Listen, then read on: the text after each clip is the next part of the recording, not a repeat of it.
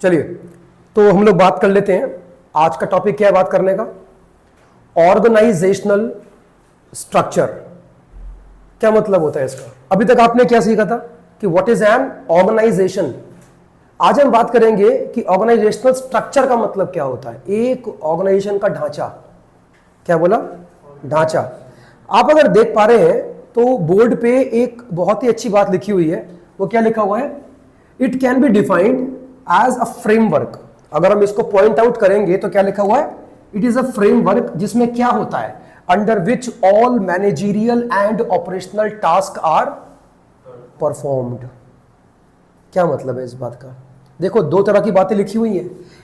Organisational structure का मतलब क्या होता है कि एक ऐसा फ्रेमवर्क है, एक ऐसा सिस्टम है। क्या है बोलो? एक ऐसा सिस्टम है जिसके अंदर दो टाइप के काम होते हैं। पहला कौन सा? मैनेजरियल। सेकंड कौन सा? Operational task. बात समझ आ रही है? मैनेजर्स हमेशा किसको इंस्ट्रक्शन देते हैं? अपने नीचे काम करने वालों को। हाँ या ना? देखो, दो तरह के टास्क होते हैं। पहला कौन सा होता है? Managerial task. और ये टास्क हमेशा मैनेजर्स का ही होता है। भाई, जो काम कौन करेगा? कौन करेगा? मैनेजर करेगा। That is your managerial task. जैसे कि प्लान्स बनाना, अपने नीचे काम करने वालों को काम सौंपना, उनसे हर चीज की रिपोर्ट मांगना, है ना, फीडबैक लेना। हाँ या ना?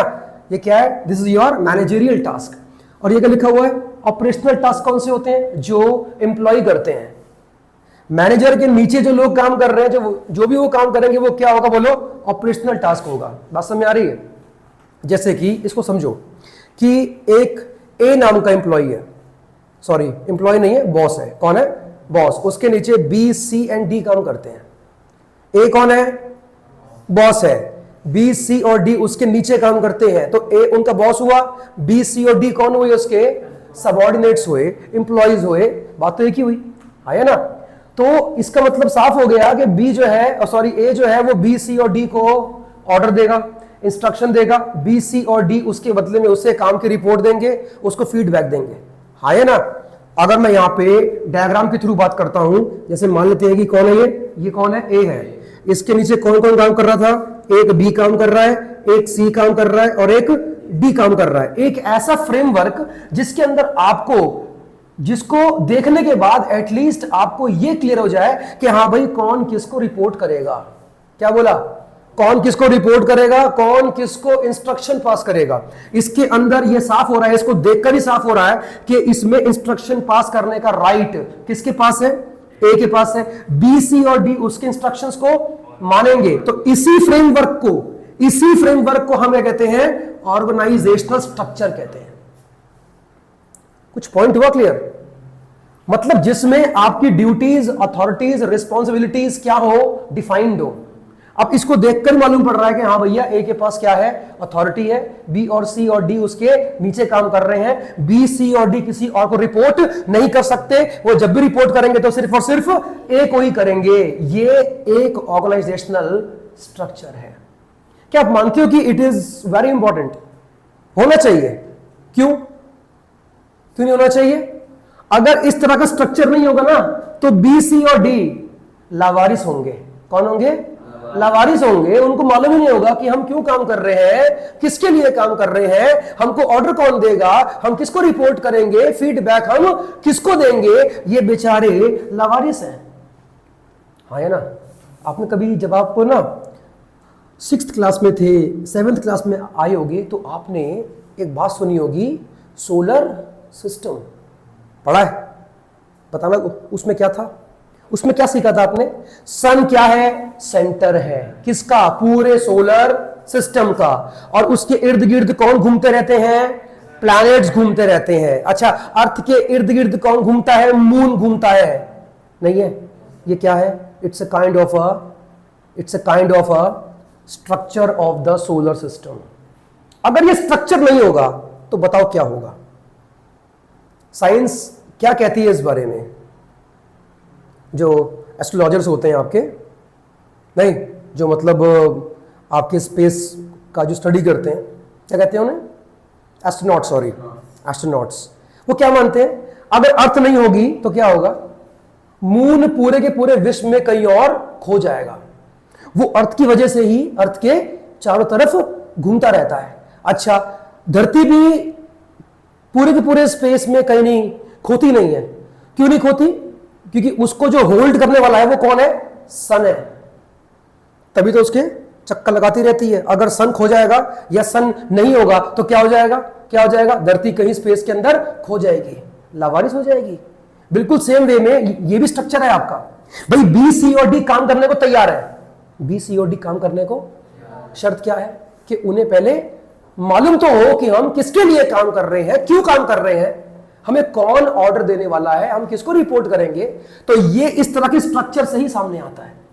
अब इसको देख के बी, सी और डी, इवन हमारे भी मन में कोई डाउट नहीं रहेगा कि भैया ये तीनों के तीनों एक और रिस्पॉन्सिबल है। क्या है? उसी को जवाब देंगे। काम हुआ या नहीं हुआ, थोड़ा हुआ, ज्यादा हुआ या नहीं हुआ, कुछ भी होगा, वो किसको रिपोर्ट देंगे?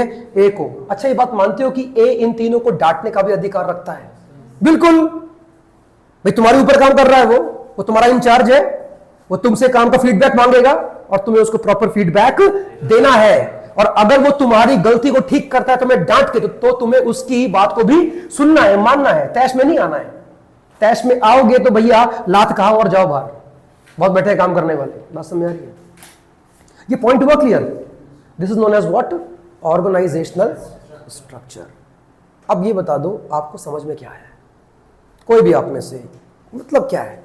एक ऑर्गेनाइजेशन का स्ट्रक्चर होना चाहिए जिसमें क्या चीज हमको पढ़ने के बाद मालूम चल पाती है कि कौन किसको रिस्पॉन्सिबल है, कौन किसको ऑर्डर दे सकता है। ये सब बातें तय कहाँ होती हैं? ऑर्गेनाइजेशनल स्ट्रक्चर में तय होती हैं। बात समझ आई है? आप याद करो जरा, एक बार अपना दिमाग पलटी करो और बैक में जाओ। क्या था? Establishing reporting relationship. क्या था इसमें कि कौन किसको रिपोर्ट करेगा? था कुछ पॉइंट, था कुछ। वो किस में तय होगा? तुम्हारा ऑर्गेनाइजेशनल स्ट्रक्चर में तय होगा कि कौन किसको रिपोर्ट करेगा। क्लियर है? आगे बढ़ सकते हैं? ठीक है, जरा पढ़ लो क्या लिखा है यहां पे। Span of management. Span of management, आइए पढ़े लिखा क्या है। Span of management can be defined as the number of, क्या लिखा है? सबऑर्डिनेट्स दैट अ मैनेजर या सुपीरियर कैन इफेक्टिवली मैनेज। क्या मतलब है कहने का इसका? एक मैनेजर या एक बॉस, सुपीरियर, एक ही बात है। मेरे सेंटेंस के ऊपर ध्यान देना जो बोलूंगा। हमको स्पैन ऑफ मैनेजमेंट क्या दिखाता है, क्या शो करता है कि एक सुपीरियर अपने नीचे इफेक्टिवली, आसानी से कितने लोगों से काम करवा सकता है। ध्यान दिया आपने? बोला क्या मैंने? एक सुपीरियर इफेक्टिवली, आसानी से कितने लोगों से अपने नीचे काम करवा सकता है, वो उसका स्पैन होता है। स्पैन मीन्स स्पेस, कितने लोगों से काम करवा सकते हो। एग्जाम्पल दे दें? चलिए थोड़ा ध्यान देना। देखो, मैं दो केस की बात करूंगा आपके सामने। एक बॉस ए है और एक बॉस कौन है? बी। ये भी बॉस है, ये भी कौन है? बॉस है। और जब भी मैं बॉस बोलूं तो मैं इनडायरेक्टली किसकी बात कर रहा हूं? मैनेजर या फिर कोई भी जो बॉस है, वो बात खत्म हुई। एक ए है और एक कौन है? बी है। ए के नीचे, एक अपने नीचे मैक्सिमम 3 लोगों से काम करवा सकता है। चलो मान लिया कौन? सी, डी और ई। ठीक है, ये 5 लोगों से काम करवाता है। ये सी, डी, ई, ये एफ, ये जी, ये एच और ये आई से काम करवाता है। काम एक ही है। ये भी कंपनी के अंदर कौन है? सेल्स मैनेजर है। और ये भी कंपनी में कौन है? सेल्स मैनेजर है, मान लेते हैं। लेकिन ये भैया अगर 3 से ज्यादा संख्या बढ़ जाएगी किसके? नीचे काम करने वालों की, तो ज्यादा वो कंट्रोल नहीं कर पाएगा, उनसे शायद वो काम नहीं करवा पाएगा। हाँ या ना? लेकिन अगर मैं बी की बात करता हूं तो वो एक बारी में 5 लोगों को इफेक्टिवली संभाल सकता है, उनसे आउटपुट निकलवा सकता है। आप क्या मानते हो, किसका स्पैन ज्यादा है? बी का स्पैन क्या है? ज्यादा है? नहीं है? हाँ, अगर कंपनी को मौका मिलेगा दोनों में से किसी एक को चूज करने का, ए और बी को, तो किसको जॉब दी जाएगी? बी को दी जाएगी, किस किस बेस पर दी जाएगी? क्योंकि उसका स्पैन क्या है, ज्यादा है, नहीं है ऐसा? मतलब ये एक बारी में ज्यादा लोगों को कंट्रोल और मैनेज कर सकता है। चलो एक एग्जांपल और लेते हैं। आपके मान लो कि आपकी जो क्लास है उसकी स्ट्रेंथ है 20 बच्चों की। कितने बच्चे पढ़ते हैं कॉमर्स में? 20 बच्चे पढ़ते हैं, मान लेते हैं पहला केस, ठीक है। 20 बच्चे पढ़ते हैं और एक टीचर आता है आपको पढ़ाने के लिए अकाउंटेंसी, और वो ये कहता है आपकी प्रिंसिपल से कि मैम 20 बच्चे मैं एक बारी में कंट्रोल नहीं कर पाऊंगा, मैं सबके ऊपर ध्यान नहीं दे पाऊंगा, एक काम करो इसको ना 10-10 के ना बैचेस के अंदर डिवाइड करो, मेक एटलीस्ट 2 सेक्शंस, जिसमें 10 बच्चे यहां रहेंगे, 10 बच्चे बी में रहेंगे, और मैं दोनों क्लास के अंदर जाके बच्चों को पढ़ा सकता हूं। क्लियर हो गया नहीं हो गया? क्या मानते हो कि ऐसा करने से उसका वर्कलोड बढ़ेगा? क्योंकि उसको एक ही चीज रोज 2 क्लासेस के अंदर पढ़ानी पड़ेगी, नहीं ऐसा? बढ़ेगा उसके ऊपर वर्कलोड। लेकिन एक टीचर आता है बोलता है कि मैडम मैं तो 20 बच्चों को क्या, मैं तो 50 बच्चों को ही एक क्लास के अंदर पढ़ा सकता हूं बिना किसी दिक्कत के। एक बार देख लीजिए। अच्छा, स्कूल किसको रखेगा आपके हिसाब से? जिसका स्पैन बड़ा है। क्यों? हाँ, वो ज्यादा बच्चों को कंट्रोल कर सकता है। और इवन अगर कल को स्कूल में एडमिशंस और भी आ जाते हैं तो वो उन सारे एक्स्ट्रा बच्चों को भी अपने स्पैन के अंदर मैनेज कर लेगा। तो जितना ज्यादा बड़ा स्पैन होगा आपका, उतनी आपकी इंपॉर्टेंस बढ़ जाती है। बात समझ आ रही है? कितने लोगों को आप इफेक्टिवली कंट्रोल और मैनेज कर सकते हो, that is your span of management. कोई डाउट? एक बार ध्यान से देखो, कुछ अगर कुछ पूछना तो पूछ लीजिए। लेकिन हां, एक बात और बोलना चाहूंगा कि स्पैन हर बार इस चीज को देख के तय नहीं होता है कि आप कितने लोगों को एक बारी में कंट्रोल, आप जो है कर सकते हो। कई बार इस बात पे भी डिपेंड करता है कि नेचर ऑफ वर्क क्या है, किस टाइप का लोगों से आप काम करवाते हो। अगर काम टफ है तो आप कम लोगों से ही काम करवाओगे, और अगर काम टफ नहीं है, नॉर्मल काम है जो होते हैं अक्सर कंपनीज के अंदर, तो उसके लिए आप ज्यादा लोगों से भी काम एक बारी में करवा सकते हो बिना विदाउट एनी अनड्यू डिफिकल्टी। बात समझ में आ रही है? तो क्या समझे what is span of management? अगर मैं आपसे पूछ लूं तो आप इसको डिफाइन कैसे करोगे? What is span of management? Span, एक मैनेजर, सुपीरियर या बॉस एक बारी में कितने लोगों से इफेक्टिवली काम करवा सकता है, उसी को उसका हम बोलते हैं स्पैन ऑफ मैनेजमेंट। जितना बड़ा स्पैन होगा उतना ज्यादा आपकी इंपॉर्टेंस बढ़ जाती है, जितना छोटा स्पैन होगा उतना इंपॉर्टेंस आपका कम हो जाता है। बट ये नेचर ऑफ वर्क के ऊपर भी डिपेंड करता है, और ये ज्यादातर आपको पता है इस्तेमाल का होता है सुपरवाइजर वाले केसेस में। क्या बोला? सुपरवाइजर्स, कि वो एक बारी में कितने वर्करों के ऊपर निगाह रख सकते हैं। जितने ज्यादा वर्कर्स को आप देख सकते हो, कंट्रोल और मैनेज कर सकते हो, उतना बड़ा आपका स्पैन बन जाता है, और उतनी फिर आपकी इंपॉर्टेंस भी बढ़ जाती है। अब एक कंपनी के अंदर 1000 लेबर काम कर रही है, और आप ये कह लो कि सर मैं मैक्सिमम एक बारी में 10 लेबर ही कंट्रोल कर पाऊंगा। आपका स्पैन कैसा है? जितना तुम्हारा स्पैन छोटा होगा उतने ज्यादा कंपनी को मैनेजर्स रखने पड़ेंगे, उनको एक्स्ट्रा सैलरी पे करनी पड़ेगी। लेकिन तुमने अगर ये बोल दिया आके कि मेरा स्पैन कम से कम 100 वर्कर्स का है, क्या मतलब है कहने का? कि मैं एक बारी में 100 वर्करों से काम करवा सकता हूं सर। अब आपकी इंपॉर्टेंस बढ़ेगी या कम हो जाएगी? भाई 100 तो आप ही ले गए, 100 तो आप ही ले गए, और आप जैसे अगर कंपनी को सिर्फ 10 मिल जाए तो पूरे 1000 लेबर कवर हो सकती है? नहीं है। लेकिन अगर तुम बोलते कि सर मैं तो I can only handle 50 labours, एक 50 लेबर, और अगर 50 लेबर आप जैसे ही बॉस और रखे जाए तो कंपनी को जरा सोचो कितने सारे बॉसेस को अपॉइंट करना पड़ेगा, और कंपनी तो उल्टा खर्चा करने से डरती है, क्योंकि ऐसा करने से उसकी कॉस्टिंग बढ़ जाती है। अरे बढ़ती है भाई, बात समझ आ रही है? पूछो कुछ, क्लियर है? जितना छोटा स्पैन उतने ज्यादा बॉसेस कंपनी को रखने पड़ेंगे, जितना छोटा स्पैन होगा। अभी मैंने एग्जांपल दिया, मैं एक बारी में 100 लेबर से काम करवा सकता हूं, फैक्ट्री के अंदर 1000 लेबर काम कर रही है, तो बताओ मेरे जैसे अगर कंपनी को मिल जाते हैं तो कंपनी को कितने बॉसेस को अपॉइंट करना पड़ेगा? सिर्फ 10। लेकिन अगर मेरे ऐसे और बॉसेस आते हैं और कहते हैं कि we can only control 50 labours, तो उनको बॉसेस 20 रखने पड़ेंगे। खर्चा कंपनी का बढ़ रहा है यहां पे, नहीं है? इसलिए स्पैन आपका बड़ा होना चाहिए। क्लियर हुआ? कोई डाउट नहीं है तो आगे बढ़ सकते हैं। अच्छा, जरा पढ़ना क्या लिखा हुआ है, ये तो हो गया हमारा, ठीक है। रिलेशनशिप बिटवीन, क्या लिखा है ये?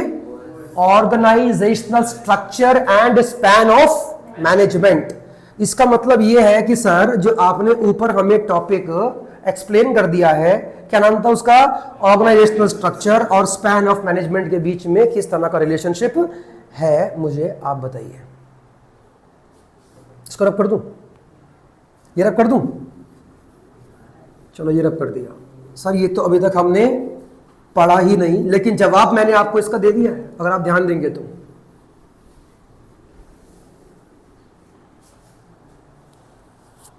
अगर मेरा स्पैन छोटा है,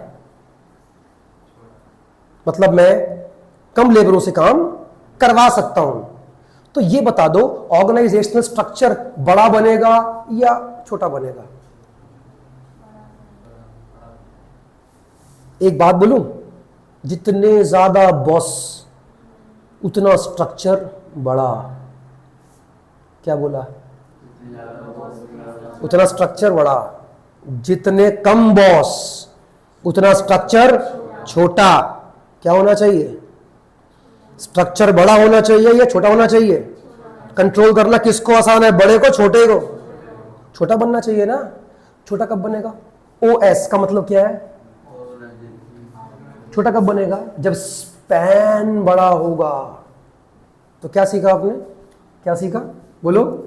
स्पैन ऑफ मैनेजमेंट एंड क्या आएगा? ऑर्गेनाइजेशनल स्ट्रक्चर बोथ आर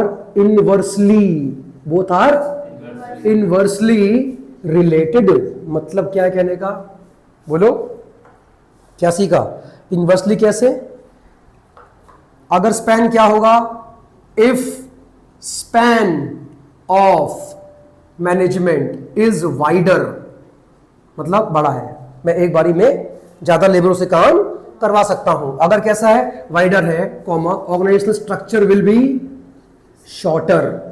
छोटा बनेगा क्योंकि फिर हमको बॉसेस कम रखने पड़ेंगे, तो स्ट्रक्चर ऑटोमेटिकली स्मॉल हो जाएगा और उसको कंट्रोल भी करना काफी, कंट्रोल, मैनेज, गाइड करना आसान रहेगा।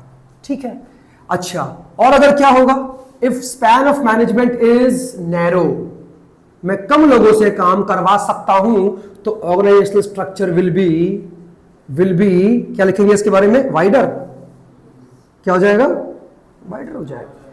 और ये कंपनी नहीं चाहती, क्योंकि इसे कंट्रोल भी करना आसान नहीं है। जितना बड़ा स्ट्रक्चर उतने झमेले ज्यादा, उतने खर्चे भी ज्यादा है। प्रॉब्लम है उसके अंदर भाई। क्लियर हो? कुछ पूछना है तुम्हें? समझ आया? आ रहा है? बताओ क्या मतलब है स्पैन का? What is span of management? Span can be of कितने types? 2 types. Span can be narrow, span can be wide. अगर स्पैन आपका कैसा है? नैरो है, तो स्ट्रक्चर बड़ा बनेगा, और अगर स्पैन वाइडर है तो स्ट्रक्चर छोटा बनेगा। बिल्कुल। और ये मैं क्यों बोल रहा हूं? क्योंकि अगर आपका स्पैन छोटा है, उतने ज्यादा फिर आपको बॉसेस भी अपॉइंट करने पड़ेंगे, और ज्यादा बॉस होंगे तो स्ट्रक्चर तो ऑटोमेटिकली बड़ा बन जाएगा। ये बात क्लियर हुई? अगर कोई आपसे ये पूछ ले कि what is span of management, तो आप क्या बताओगे उसको?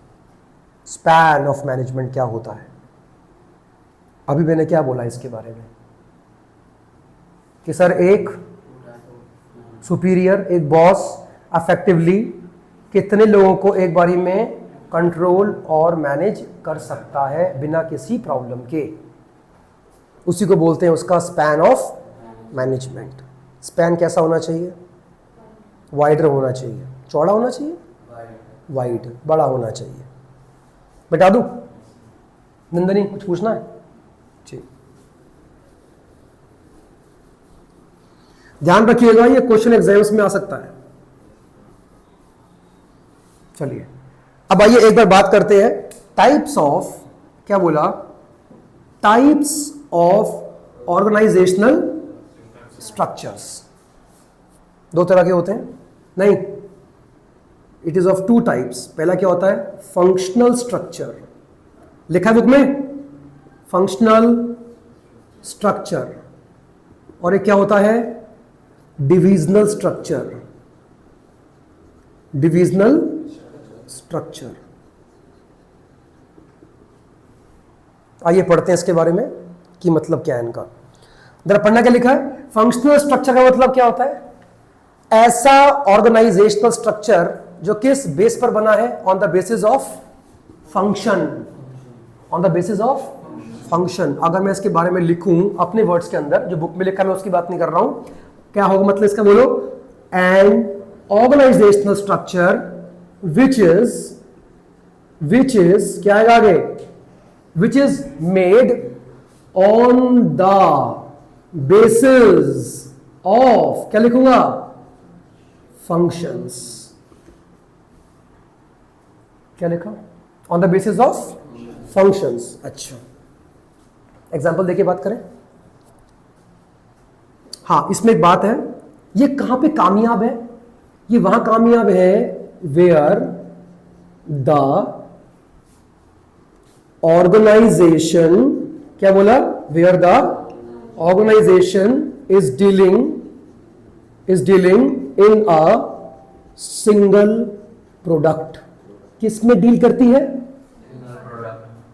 ये वहां पे कामयाब है। तब आपको अपना पूरा स्ट्रक्चर फंक्शंस के बेस पर बनाना पड़ेगा। एग्जांपल देते हैं, हमारी कंपनी क्या बनाती है, हमारी कंपनी बनाती है एसी। क्या बनाती है, बस हम एसी में ही डील करते हैं, हम कुछ और नहीं बनाते। मार्केट में लोग अगर हमें जानते हैं तो सिर्फ हमारे एसी के लिए ही जानते हैं। बात समझ आई। अब जरा देखना एक बार कि हमारा स्ट्रक्चर कैसा बनना चाहिए। ये रहा कंपनी का, क्या ले, सीईओ, क्या ले, तो एक काम करते हैं, हम लेते हैं जीएम को, इसको लेते हैं जनरल मैनेजर को लेते हैं, इसको हम बांटते हैं on the basis of functions. हाँ जी, फंक्शंस कौन कौन से पढ़े हैं आपने, बोलो। एक होगा सेल्स मैनेजर, कौन होगा, सेल्स मैनेजर। नेक्स्ट कौन होगा, परचेज मैनेजर, हाँ या ना, परचेज मैनेजर। नेक्स्ट क्या होगा, प्रोडक्शन मैनेजर, बताऊंगा अभी मतलब क्या है इसका। नेक्स्ट मार्केटिंग मैनेजर, नाम क्या लिया, मार्केटिंग मैनेजर। चलो एक और कर लेते हैं, एचआर मैनेजर, एचआर मैनेजर। क्या आप देख पा रहे हैं कि हमारा पूरा का पूरा स्ट्रक्चर जो है वो एक्टिविटीज या फंक्शंस के बेस पर बना हुआ है। सेल्स एक फंक्शन है, क्या लिखा है, परचेज एक फंक्शन है, क्या लिखा है, प्रोडक्शन एक फंक्शन है, मार्केटिंग भी एक फंक्शन है और एचआर भी एक फंक्शन है। हमने अपने पूरे के पूरे स्ट्रक्चर को फंक्शंस के बेस पर क्या किया है, डिस्ट्रीब्यूट या डिवाइड करा है। और ये जो स्ट्रक्चर आपको दिखाई पड़ रहा है, ये जो स्ट्रक्चर है, इसी का नाम क्या होता है, बोलो, इसी का नाम क्या होता है, this is your organisational structure होता है। क्लियर हुआ। अब इसमें साफ साफ हम देख पा रहे हैं कि ये सारे के सारे मैनेजर्स किसको अकाउंटेबल है, जनरल मैनेजर को।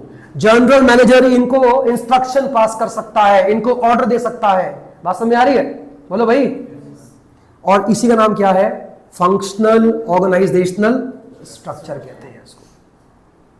डाउट समझ आ गया। चलिए अब जरा देख लेते हैं कि इसके फीचर्स या मेरिट्स या फिर डीमेरिट्स क्या क्या हैं, बात कर लेते हैं। ओके, देखो आपकी बुक में क्या लिखा हुआ है।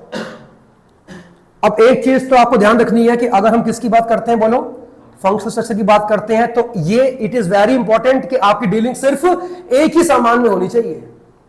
मैंने एग्जाम्पल में क्या लिया था, एसी लिया था। आप सिर्फ एसी बनाते हैं बस, या तो आप सिर्फ और सिर्फ एसी बनाएंगे, या बनाएंगे फ्रिज, या बनाएंगे टीवी, लेकिन सामान सिर्फ एक ही बनाएंगे, तभी आपका स्ट्रक्चर क्या होगा, फंक्शनल होगा।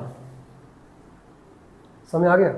ये जो आप देख पा रहे हैं क्या है, ये दिस इज ऑर्गेनाइजेशनल स्ट्रक्चर, जो किस बेस पर है, फंक्शंस के बेस पर है।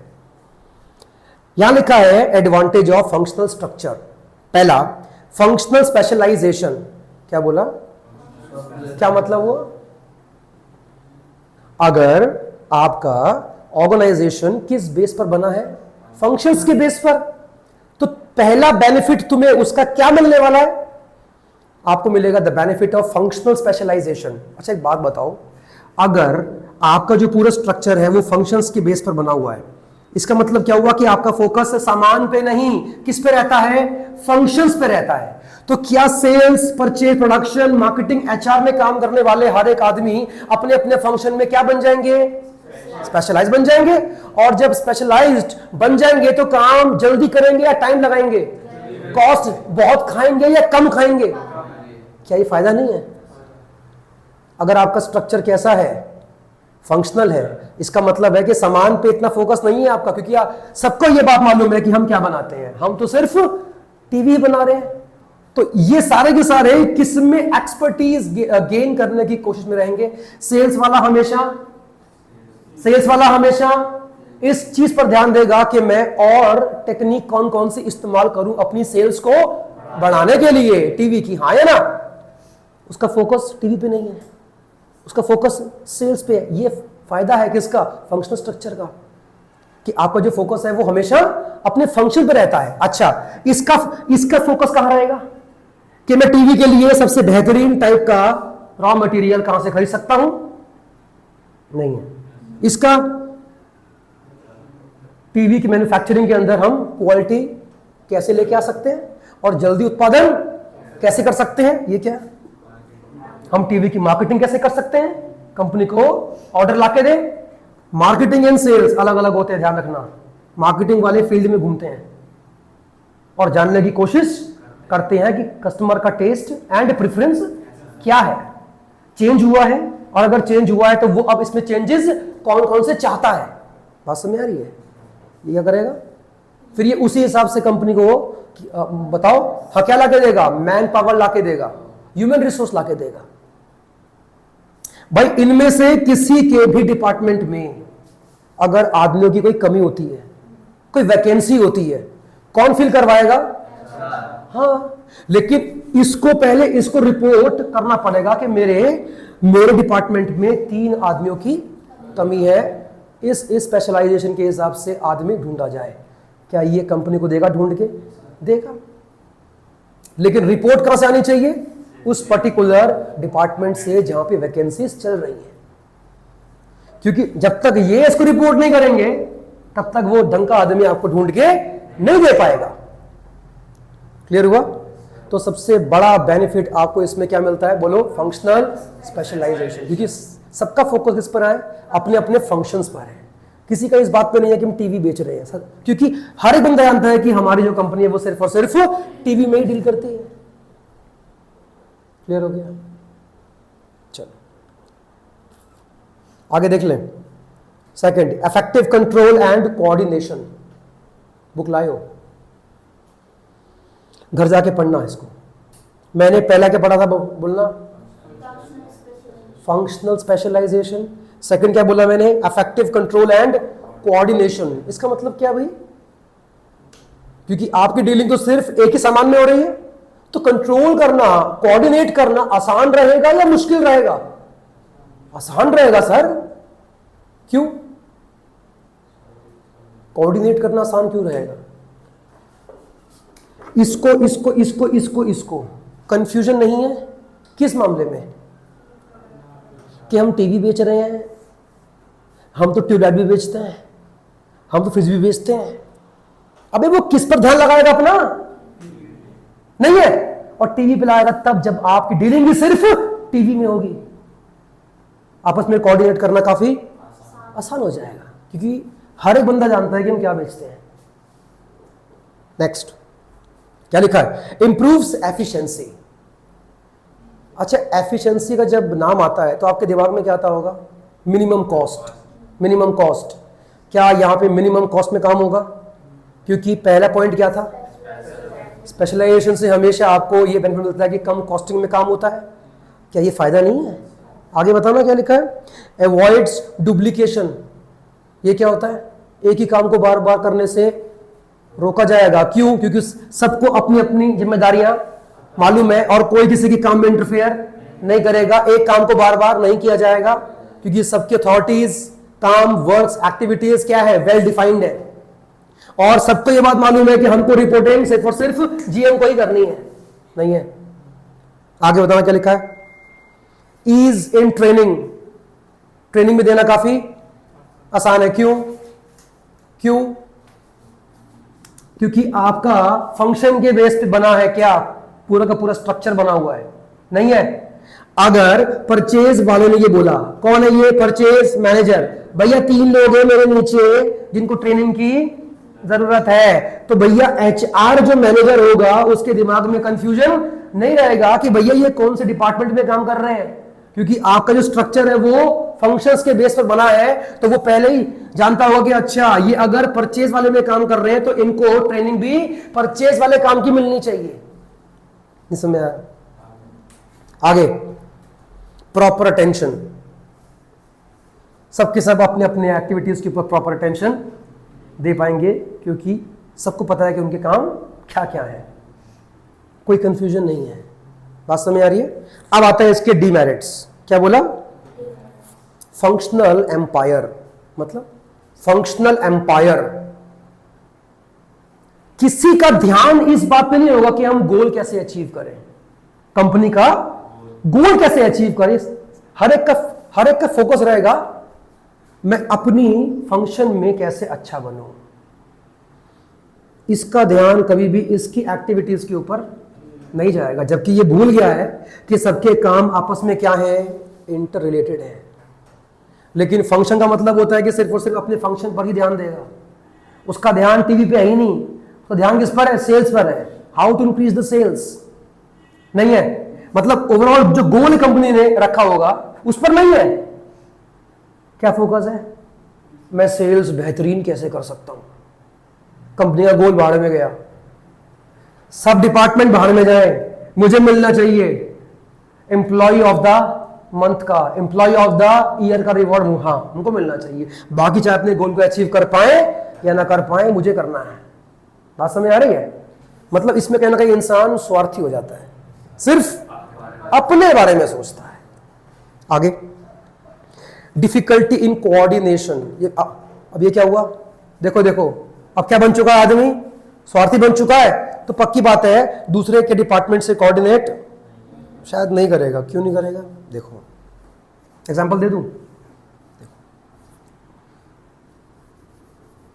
परचेज के डिपार्टमेंट में 5 लोग काम कर रहे हैं, कितने हैं, रिक्वायरमेंट सिर्फ 3 की है। मार्केटिंग वाले से आती है रिक्वायरमेंट कि भैया मेरे यहां 3 काम कर रहे हैं जबकि रिक्वायरमेंट 5 की है। देखो ना यहां पे उल्टा चल रहा है, यहां पे 5 लोग कर रहे हैं जबकि रिक्वायरमेंट सिर्फ, जबकि यहां पे 3 कर रहे हैं लेकिन रिक्वायरमेंट 5 की है। ये बोलेगा कि यार एक काम करो, तुम्हारे पास तो 2 लोग एक्स्ट्रा काम कर रहे हैं, मुझे ना टेम्पररी बेसिस पर अपने 2 लोग दे दो काम करने के लिए, आपका भी काम पूरा हो जाएगा और मेरी भी टेम्पररी बेस पे वैकेंसीज भर जाएंगी। रिपोर्ट तो मैंने आगे एचआर को दे ही रखी है कि हमारे लिए 2 बंदे हमारे लिए ढूंढे जाएं, जब मिल जाएंगे तो ये 2 बंदे मैं आपके वापस कर दूंगा। अब ये बताओ क्या ये ऐसा इसके साथ में करना चाहेगा, देगा 2 बंदे अपने, ये क्यों नहीं देगा, क्यों नहीं देगा? सेल्फिश कैसे? इसके मन में क्या आएगा, हाँ क्या आएगा इसके मन में, अपने बारे में सोचेगा। मतलब क्या है इसके मन में, क्या आएगा कि इसको ये लग रहा है कि जो मेरे 2 लोग एक्स्ट्रा काम कर रहे हैं मेरे पास ना, वो काम नहीं करते, खाली बैठते हैं। भाई कभी कभी ऐसा भी होता है कि मेरे इन 5 में से कोई 1 या 2 नहीं आते, हाँ या ना, तो मैं उन 2 एक्स्ट्रा को वहां पे यूज करता हूं। और अगर मैंने वो 2 इसको दे दिए और किसी टाइम पे अगर मेरे वो 2 नहीं आए तो मैं बाकी 2 कहां से लाऊंगा फिर।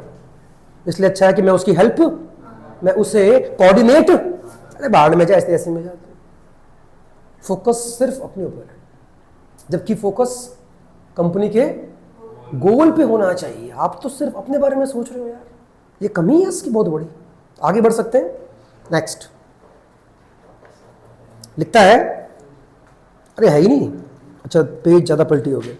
नेक्स्ट है कॉन्फ्लिक्ट ऑफ इंटरेस्ट। क्या बोला, मतलब क्या इसका, कॉन्फ्लिक्ट ऑफ इंटरेस्ट। झगड़े होंगे, क्यों झगड़े, किस बात पे होंगे, बेहतर कौन, बढ़िया कौन, क्या बोला, बढ़िया कौन। इनका कंपटीशन दूसरी जो कंपनी है उससे नहीं होगा, आपस में ही होगा, और ये अच्छी बात नहीं है। आप एक फैमिली का हिस्सा हो यार, और आपको नहीं भूलना चाहिए। सबसे बड़ा एग्जांपल है नोकिया। नोकिया कंपनी फेल क्यों हुई, उनका कंपटीशन दूसरी कंपनियों से था ही नहीं, क्योंकि एक टाइम पे Nokia was a world leader. Phones के मामले में नोकिया था पहले, आज से 20 साल पहले जाना। फोन का मतलब ही क्या था, नोकिया। जैसे इंडिया में बिस्किट का मतलब क्या था, Parle G. At that time phone was Nokia. लेकिन नोकिया के साथ ऐसा क्या हो गया कि मार्केट से ही बाहर हो गया। कंपटीशन आपस में ही कर बैठे, बेहतर कौन। अबे क्या बेहतर, तुम एक हो, जैसे ये क्या है, एक है, नहीं है, इनमें से किसी की वैकेंसी भर नहीं सकती अगर एचआर काम नहीं करेगा। नहीं ऐसा, कंपनी अपना गोल अचीव नहीं करेगी अगर सेल्स वाला सामान बेच नहीं पाएगा। अगर इसने अपना सामान नहीं बेचा या ये टारगेट को अगर मान लो कि हिट नहीं कर पाया, तो इसका इसका इसका सबका काम बेकार हो गया। कंपनी ने अपना गोल अचीव, ये कोई नहीं देखेगा कि बाकी ने अपना काम तो अच्छा किया था, गलती किसकी है, सेल्स वाले की है। पूरी कंपनी रिस्पॉन्सिबल, क्या है, और नहीं तो क्या, बात समझ आ रही है। तो कंपटीशन नहीं, आपस में कॉपरेट करिए। ये एक आदमी ने कहा था ना, कौन था वो, FW Taylor, cooperation not individualism. सिर्फ खुद के बारे में मत सोचो, डूब जाओगे। आगे बढ़े। इनफ्लेक्सिबिलिटी, मतलब क्या है इसका, इनफ्लेक्सिबिलिटी, ऐसी चीज जिसको आसानी से चेंज किया ना जा सके, ये इनफ्लेक्सिबल है। क्यों है, क्यों है ये इनफ्लेक्सिबल, मतलब क्या कहने का यहां पे। बुक लाए हो, बुक पता नहीं लेके नहीं आते यार तुम लोग तो यार। बात करें कुछ इसके बारे में, है आइडिया आपको। अच्छा देखो कैसे इनफ्लेक्सिबल है। अरे यार गेट खोल दो।